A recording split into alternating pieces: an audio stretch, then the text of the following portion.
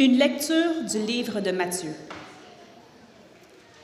Celui qui écoute toutes ces paroles et m'obéit, celui-là ressemble à un sage.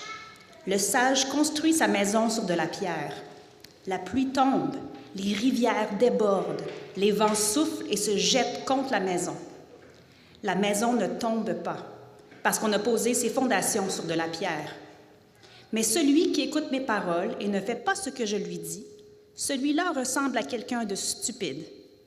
Celui qui est stupide construit sa maison sur le sable. La pluie tombe, les rivières débordent, les vents soufflent et frappent la maison. La maison tombe et elle est complètement détruite. Écoutez la parole du Seigneur.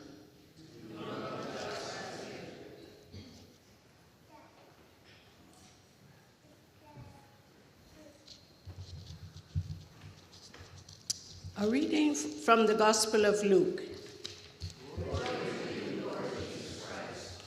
Someone asked him, "Lord, are only a few people going to be saved?" He said to them, "Make every effort to enter through the narrow door, because many, I tell you, will try to enter and will not be able to. Once the owner of the house gets up and closes the door, you will stand outside knocking and pleading, 'Sir, open the door for us.' But he will answer, 'I don't know you or where you come from.' Then you will say, 'We ate and drank with you, and you taught in our streets.' But he will reply, 'I don't know you or where you come from. Away from me, all you evildoers.'" The Gospel of Christ.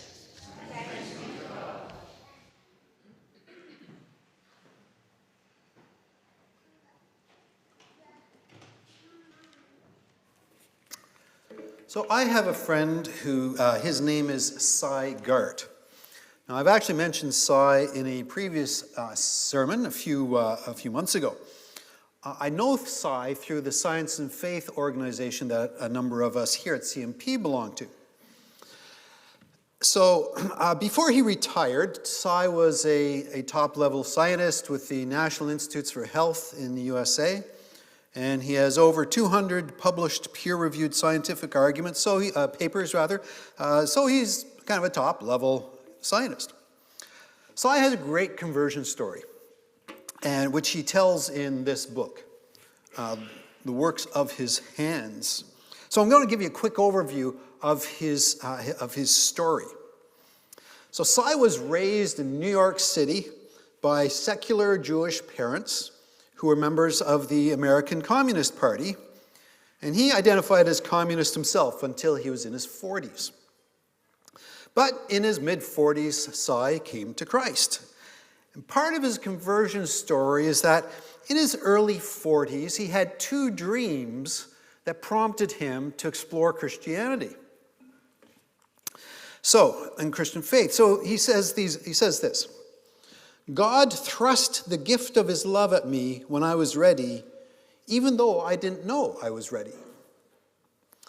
At the time, the whole idea of believing in God, let alone in Jesus Christ, was embarrassing to me. After all, I was an active scientist, and I knew no Christians among my colleagues. Though I later found out I actually knew several, but they were keeping their Christianity quiet for fear of ridicule or worse.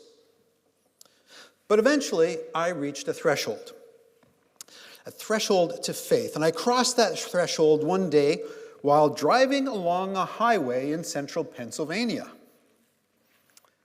Words about who Jesus is came to my mind out of thin air.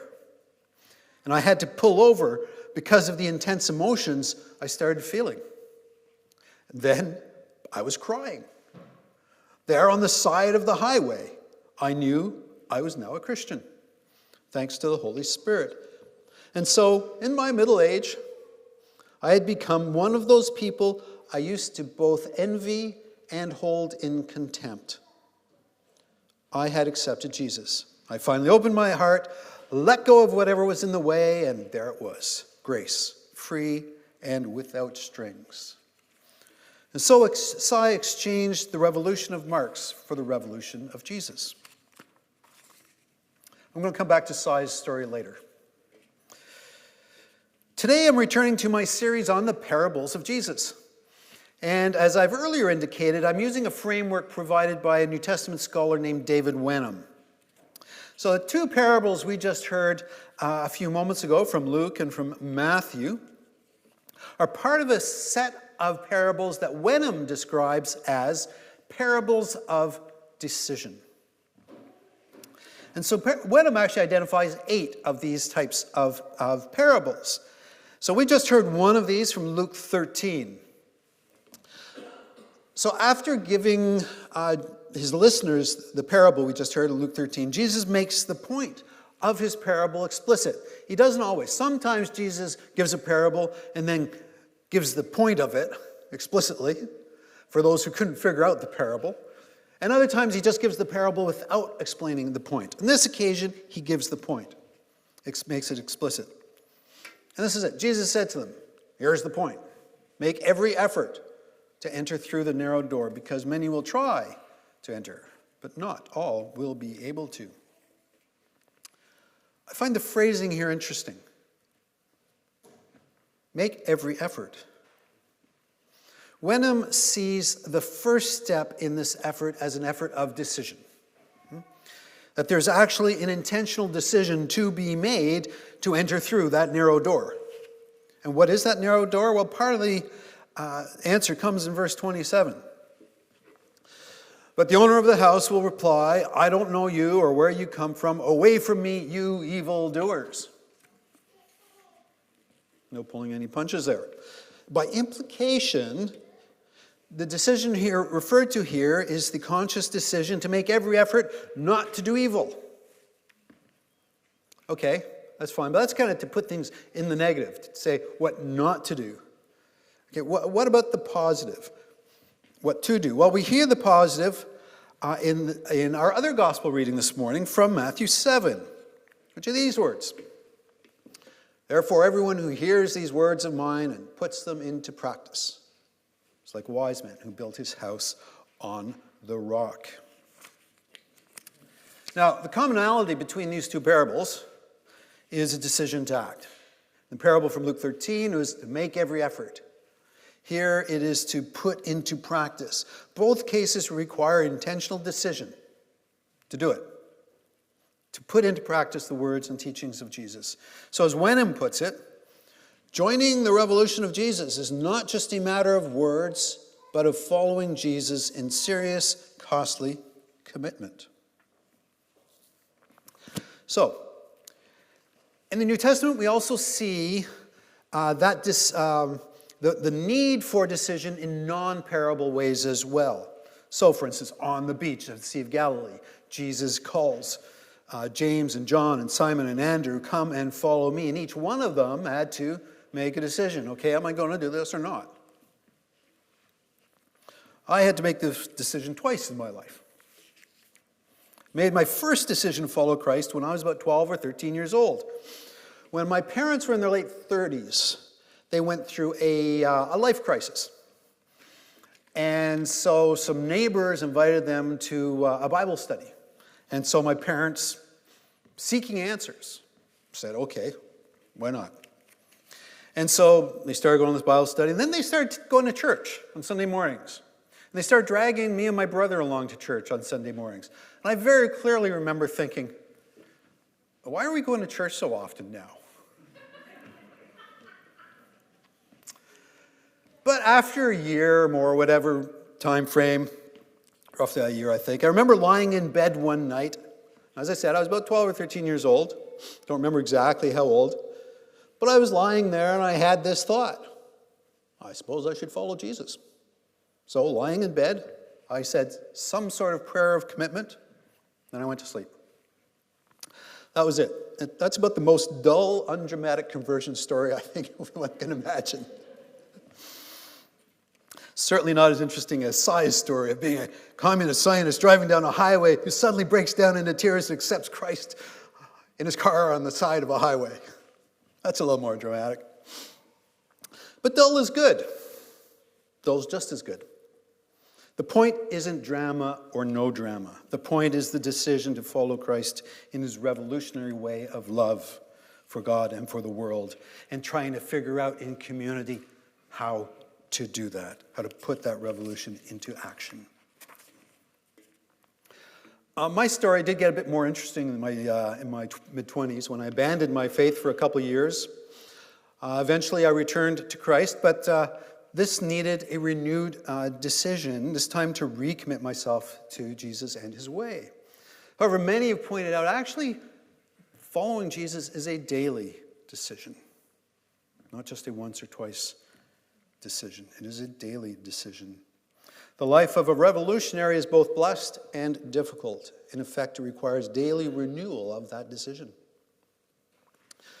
A couple times over my years of ministry, married couples have asked me to preside over a renewal of their marriage vows to each other, a renewal of their old decision to commit to each other. This is really beautiful. And the same can also be needed from time to time in the life of faith of following Jesus. Now let me come back to Sai's story. Interestingly, he does not describe his conversion as involving an explicit decision. My story as a 13-year-old included a specific decision.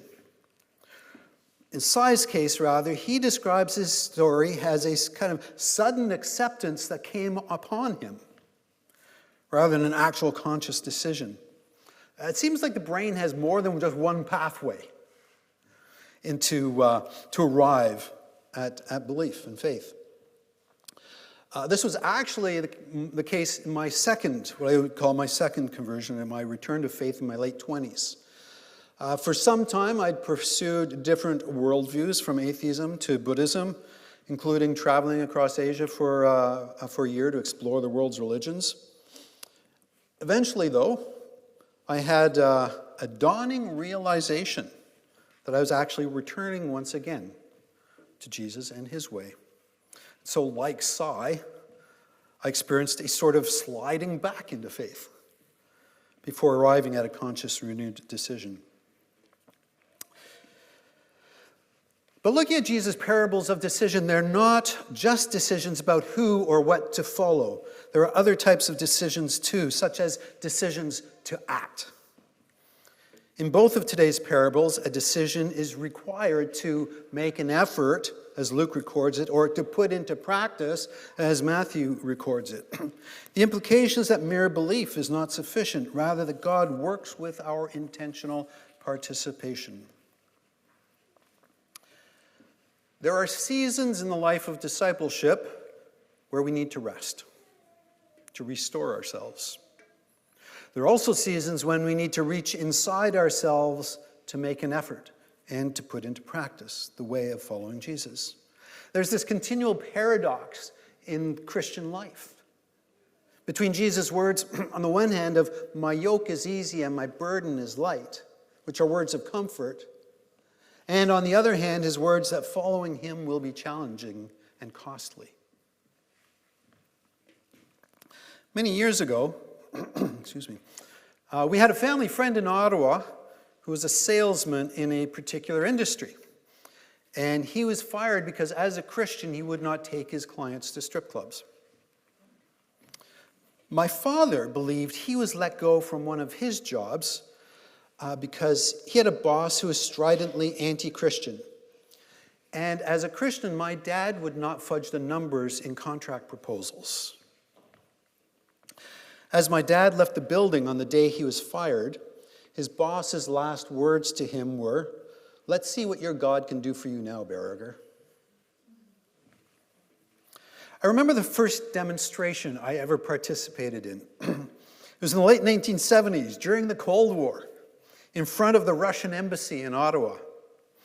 And this demonstration was on behalf of imprisoned pastors and political prisoners in Russia.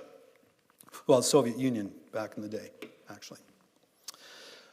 We could see two men inside the embassy taking photos of all of us in the crowd. It was really eerie thinking, my photo is somewhere in some Soviet archives.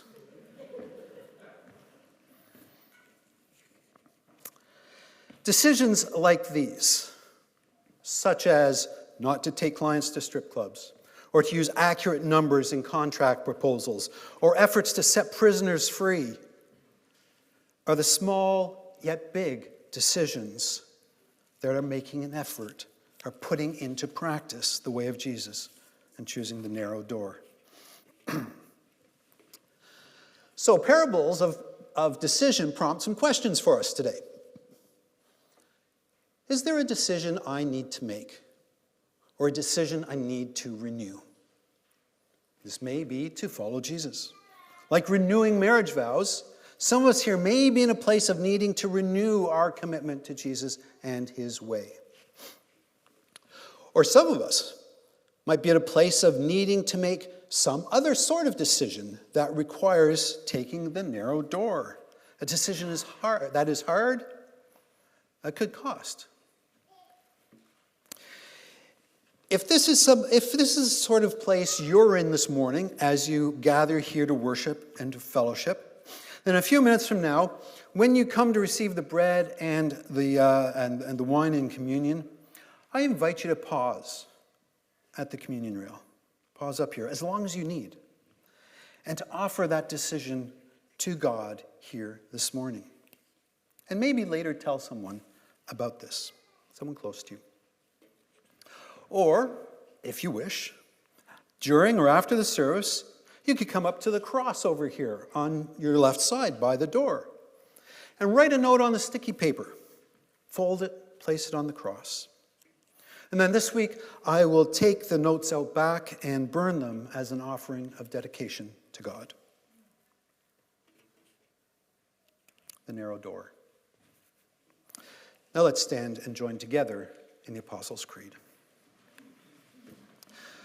So we confess our faith as we say, I believe in God, the Father Almighty, creator of heaven and earth.